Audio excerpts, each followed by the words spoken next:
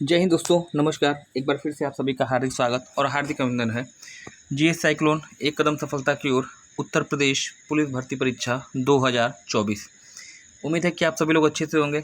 और ये एक सीरीज ऐसी चल रही है जिसमें कि टॉपिक वाइज जो महत्वपूर्ण सेशन है वो आपके यहाँ पे चालू कराए जाते हैं। आज का जो टॉपिक आपका है भारतीय राष्ट्रीय कांग्रेस और पूर्ववर्ती संस्थाएं। इससे पहले मॉडर्न हिस्ट्री पे मैंने 2 वीडियो प्रोवाइड करा दिए हैं।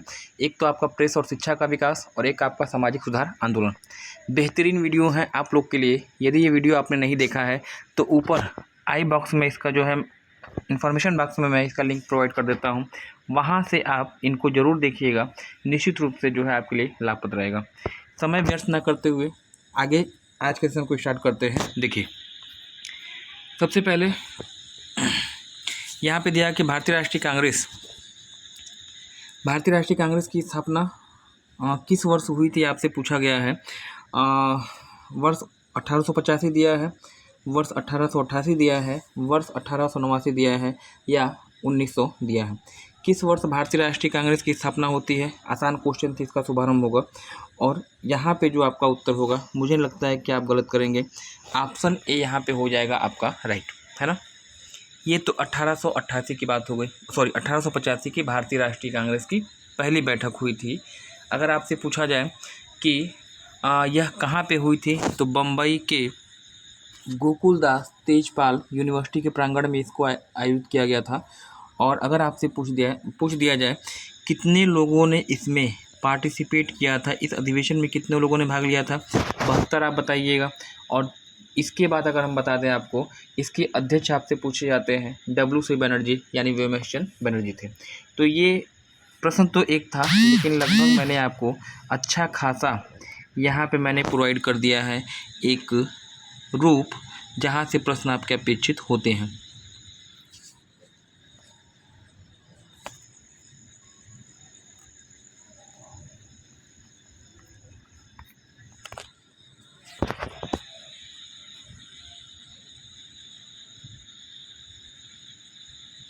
इसके बाद अगर हम बात करें, यहाँ पे दिया गया है, देखिए प्रश्न संख्या 2 की अगर मैं बात करता हूँ तो यहाँ पे आपका दिया गया निम्न में से किसे भारतीय अशांति का जनक भी कहा जाता है। भारतीय अशांति का जनक ए.ओ. ह्यूम दिया है, लोकमान्य बाल गंगाधर तिलक दिया है, महात्मा गांधी दिया है और विपिन चंद्र पाल दिया है। तो भारतीय अशांति के जनक कौन है? ऑप्शन होगा यहाँ पे बी राइट, है ना। लोकमान्य बाल गंगाधर तिलक को भारतीय अशांति का जनक के रूप में संज्ञा दी जाती है। और याद रखिएगा, ये भी कभी कभी आपसे पूछ सकता है कि यह उपमा इनको किसने दी थी, किसके द्वारा प्रदान की गई थी, तो आप बताएंगे वैलेंटाइन सिरोल। दोनों नाम आपसे पूछे जाते हैं। बाल गंगाधर तिलक को भारतीय शांति का जनक माना जाता है और वैलेंटाइन सिरोल ने इसको क्या कहा था, इनको ये उपाधि दी थी। प्रश्न संख्या 3 की बात करिएगा।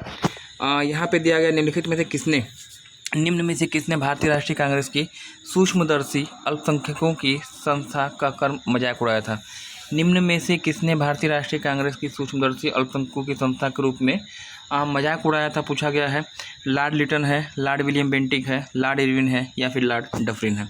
तो यहाँ पे जो है जो उत्तर आपका होगा ऑप्शन डी होगा यहाँ पे राइट, लॉर्ड डफरिन। इन्हीं के शासनकाल में जो है भारतीय राष्ट्रीय कांग्रेस का गठन किया गया था और 1885 में जो है ये भारत के वायसराय थे, है ना।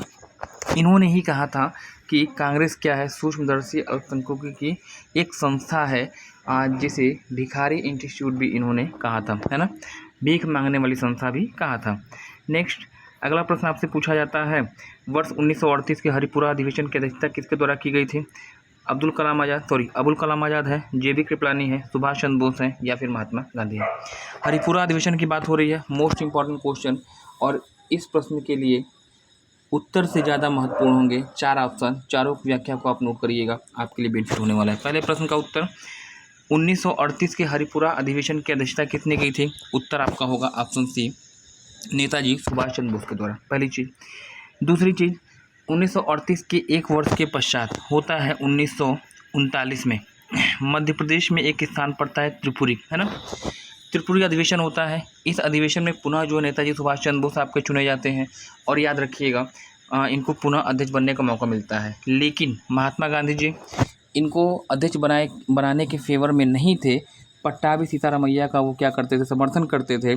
जब यह बात नेताजी को पता चलती है तो अंतरात्मा के आवाज़ पे उन्होंने क्या किया, त्रिपुरी अधिवेशन से इस्तीफा दे दिया अध्यक्ष पद से और कांग्रेस को उन्होंने छोड़ दिया था।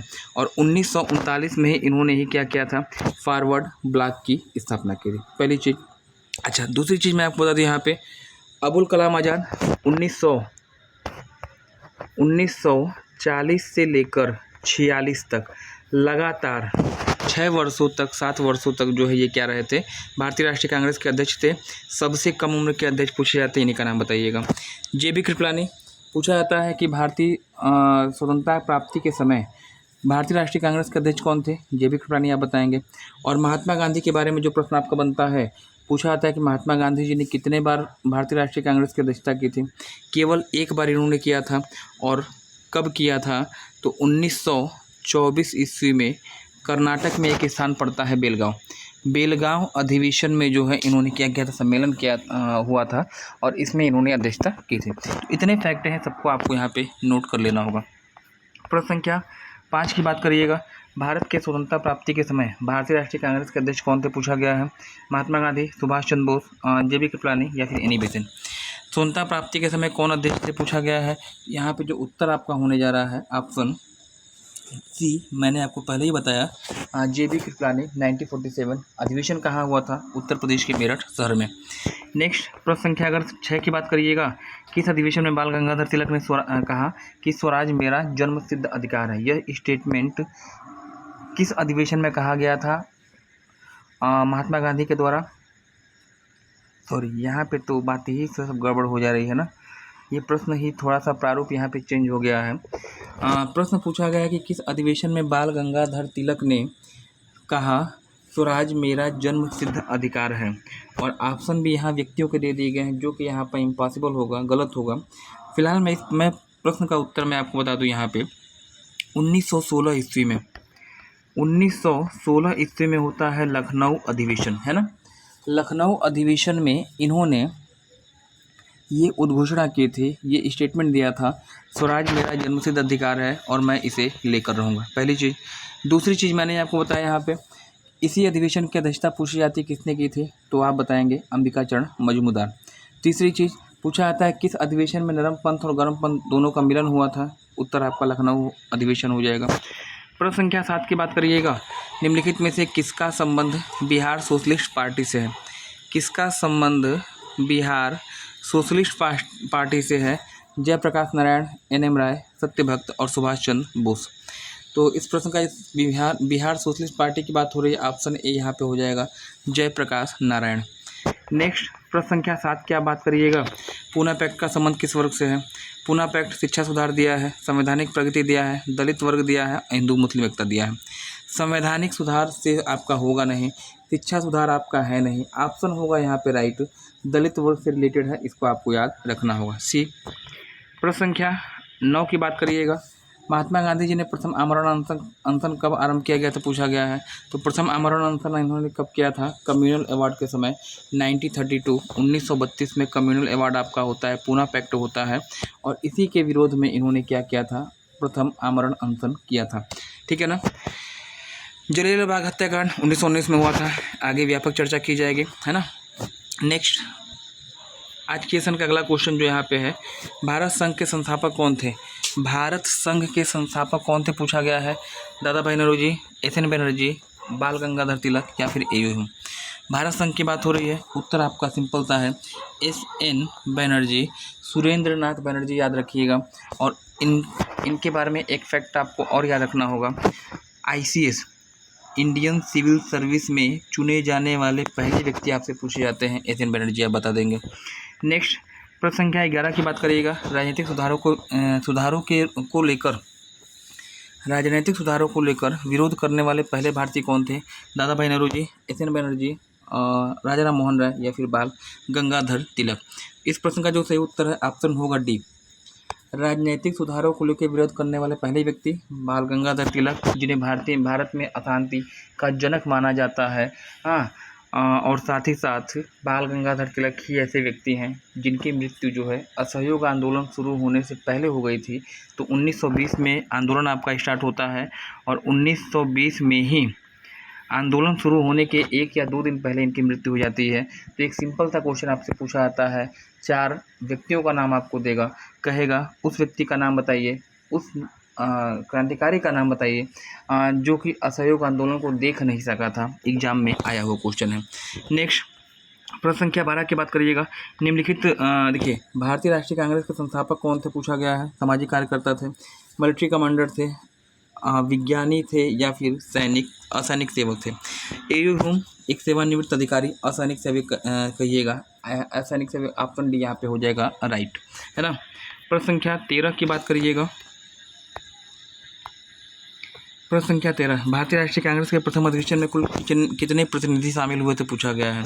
कितने प्रतिनिधि थे मैंने आपको पहले ही बता दिया है, समय इस पर खर्च करने की कोई ज़रूरत नहीं है। 72 बम्बई के गोकुलदास तेजपाल यूनिवर्सिटी के प्रांगण में ये अधिवेशन आपका हुआ था। WC बनर्जी इसके अध्यक्ष रहे थे। प्रश्न संख्या 14 की बात करिएगा। भारतीय राष्ट्रीय कांग्रेस के प्रथम अधिवेशन, पहला अधिवेशन कहाँ पे हुआ था। कोई भी मतलब नहीं है इस पे खर्च करने का, बम्बई का गोकुलदास तेजपाल यूनिवर्सिटी प्रांगण, है ना। हालांकि पहले ये आपका होने वाला था, ये बैठक जो है ना पहले पुणे में होने वाली थी, लेकिन उसी समय महामारी फैलती है प्लेग, और जिसकी वजह से इसका ट्रांसफ़र कर दिया था दूसरे स्थान पे। प्रश्न संख्या 15, भारतीय राष्ट्रीय कांग्रेस की स्थापना में स्थापना के समय कौन भारत के वायसराय मौजूद थे ना। यानी भारतीय राष्ट्रीय कांग्रेस की स्थापना 85 में होती है, वायसराय उस समय कौन थे पूछा गया है। ऑप्शन आप बताइएगा यहाँ पे। सी लॉर्ड डफरिन, इन्होंने ही भारतीय राष्ट्रीय कांग्रेस को सूक्ष्मदर्शी अल्पसंख्यकों की संख्या इन्होंने कहा था, संस्था कहा था। लगभग आधा रास्ता हमने यहाँ पे तय कर लिया है। अगर आप चैनल पे पहली बार आए हैं, चैनल को सब्सक्राइब कर दीजिएगा, बेल आइकन को प्रेस कर दीजिए, क्योंकि ऐसे ही प्रतियोगी परीक्षाओं की दृष्टि से महत्वपूर्ण कंटेंट मैं आपको प्रोवाइड करता रहता हूँ। इस वीडियो का जो PDF सॉल्यूशन है, सॉल्यूशन PDF मैं आपको डिस्क्रिप्शन बॉक्स में वहाँ प्रोवाइड दे रहा हूँ, वहाँ से आप देख लीजिएगा, वहाँ से आप डाउनलोड कर सकते हैं, या फिर इसी चैनल के टेलीग्राम को आप ज्वाइन करिए। वहाँ प्रत्येक दिन आपको अच्छे अच्छे क्वेश्चन मिलते हैं जो प्रतियोगी परीक्षाओं की दृष्टि से महत्वपूर्ण होते हैं। साथ ही साथ यहाँ ये सभी इस तरह के जितने भी हैं मैंने आपको वीडियो दिए हैं, उसका समस्त PDF आपका उस चैनल पे उपलब्ध हो जाएगा। प्रश्न संख्या 16 की अगर मैं बात करूं तो यहाँ दिया गया भारतीय राष्ट्रीय कांग्रेस के प्रथम यूरोपीय अध्यक्ष पूछा जाए तब भी उत्तर आपका जो है एक होगा। प्रथम अंग्रेज अध्यक्ष पूछा जाए तब भी उत्तर आपका एक होगा। ऑप्शन सी, पहले अंग्रेज अध्यक्ष भारतीय राष्ट्रीय कांग्रेस के या प्रथम यूरोपीय अध्यक्ष आपसे पूछा गया है, जॉर्ज यूल बताइएगा। 1888 के इलाहाबाद अधिवेशन की इन्होंने क्या की थी, अध्यक्षता की थी, ये आपको ध्यान देना होगा। नेक्स्ट प्रश्न संख्या 17 की बात करिएगा। भारतीय राष्ट्रीय कांग्रेस के किस अधिवेशन में नरम पंथ और गरम पंथ का विभाजन हुआ था। विभाजन की बात हो रही है 1907 सूरत अधिवेशन बताइएगा। वर्ष भी पूछा जाता है। 1907 ईस्वी में गुजरात में सूरत में अधिवेशन आपका होता है। 2 भागों में संस्था डिवाइड हो जाती है, बढ़ जाती है। और दूसरी चीज़ आप याद रखिएगा यहाँ पे ये कि जो भारतीय राष्ट्रीय कांग्रेस है इसका पैचअप कब हुआ था, 1916 के अधिवेशन में। आपसे पूछा जाता है कि सूरत अधिवेशन की अध्यक्षता किसने की थी, कमेंट सेक्शन में कमेंट करके आप मुझे बताएंगे। प्रश्न संख्या 17 के बाद 18 की बात करिएगा। भारतीय राष्ट्रीय कांग्रेस का 27वां अधिवेशन किस स्थान पे हुआ था। हालांकि क्रम के अनुसार तो कभी प्रश्न बनता नहीं है, लेकिन फिर भी बांकीपुर उत्तर याद रखिएगा यहाँ पे, है ना। 27वां अधिवेशन कब हुआ था, बांकीपुर स्थान पे हुआ था, ऑप्शन सी हो जाएगा राइट। आज के सेशन का 19वां क्वेश्चन, भारतीय राष्ट्रीय कांग्रेस के किस अधिवेशन में वंदे मातरम गीत पहली बार गाया गया था। वंदे मातरम मतलब राष्ट्रीय गीत। और कलकत्ता अधिवेशन क्या दिखाई दे रहा है, बिल्कुल दिखाई दे रहा है, लेकिन समस्या ये है कि 2 बार दिखाई दे रहा है। कलकत्ता अधिवेशन 1911, कलकत्ता अधिवेशन 1891। तो वंदे मातरम की बात है, राष्ट्रगीत की बात है, मतलब सी होगा यहाँ पे राइट। कलकत्ता अधिवेशन 1891 में पहली बार गाया जाता है आपका क्या, वंदे मातरम, पहली चीज़। और जो आपका दूसरा है यहाँ पे ना, कलकत्ता अधिवेशन 1911, इसमें जनगण मन पहली बार गाया जाता है, मतलब राष्ट्रगान पहली बार गाया जाता है। दोनों अधिवेशन इंपॉर्टेंट है, दोनों पूछे जाते हैं। आज के सेशन का 20वां क्वेश्चन, निम्नलिखित में से किसने वाराणसी अधिवेशन की अध्यक्षता की थी? Annie Besant, Sarojini Naidu, B R Ambedkar या फिर गोपाल कृष्ण गोखले। तो इस प्रश्न का जो सही उत्तर है वाराणसी अधिवेशन, महात्मा गांधी के राजनीतिक गुरु गोपाल कृष्ण गोखले, है ना। प्रश्न से ज़्यादा महत्वपूर्ण होगी इसकी व्याख्या, है ना। तो उत्तर तो मैंने बता दिया, गोपाल कृष्ण गोखले हैं। 1905 वाराणसी अधिवेशन की इन्होंने अध्यक्षता की थी और इन्होंने ही सर्वेंट्स ऑफ इंडियन सोसाइटी की स्थापना की थी। पहली चीज़। एनी बेसेंट की बात करिएगा, 1917 में आपका हुआ था कोलकाता अधिवेशन और इस अधिवेशन में इन्होंने अध्यक्षता की थी। भारतीय राष्ट्रीय कांग्रेस की पहली महिला अध्यक्ष आपसे पूछा जाता है, किस देश से बिलोंग करती हैं? आयरलैंड से। दूसरी चीज़, यहाँ पे मैं आपको बता दूँ, सरोजिनी नायडू की बात करिएगा, 1925 की कानपुर अधिवेशन में इन्होंने क्या किया था? अध्यक्षता की थी। और यहाँ पे मैं आपको चीज़ और बताना चाहता हूँ कि यह भारतीय राष्ट्रीय कांग्रेस की पहली महिला अध्यक्ष थी। बी आर अम्बेडकर, इन्होंने कभी भी भारतीय राष्ट्रीय कांग्रेस की अध्यक्षता नहीं की है, तो ये भी आपको ध्यान देना होगा। चलिएगा, प्रश्न संख्या 20 के बाद 21 की बात करिए। निम्नलिखित में से कौन 1885 में गठित बम्बई प्रेसिडेंसी एसोसिएशन के सदस्य नहीं थे? बम्बई प्रेसिडेंसी एसोसिएशन के सदस्य नहीं थे, कौन से? ऑप्शन सी बताइएगा, एस एन बनर्जी, सुरेंद्र नाथ बनर्जी, आपका होगा राइट। सबसे लास्ट में आज के सेशन का अंतिम क्वेश्चन, किस अधिवेशन में जनगण मन पहली बार गाया गया था? 1900 में ही व्याख्या कर दी है मैंने, कोलकाता अधिवेशन, और वर्ष अगर पूछता है 1911, है ना। तो ये रहा आज का महत्वपूर्ण सेशन। आज आपके 22 ही चैनल पे आपके अगर पहली बार आप मेरे आए हैं तो यहाँ पे आप इसको सब्सक्राइब कर लीजिएगा, नोटिफिकेशन बिल को ऑन कर दीजिए, क्योंकि ऐसे ही प्रतियोगी परीक्षाओं की दृष्टि से महत्वपूर्ण कंटेंट मैं आपको प्रोवाइड करता रहता हूँ। इस वीडियो का सॉल्यूशन PDF डिस्क्रिप्शन बॉक्स में मिल जाएगा या फिर टेलीग्राम से इसको आप ज्वाइन कर सकते हैं। तो आज के लिए इतना ही, धन्यवाद। Thanks for joining me.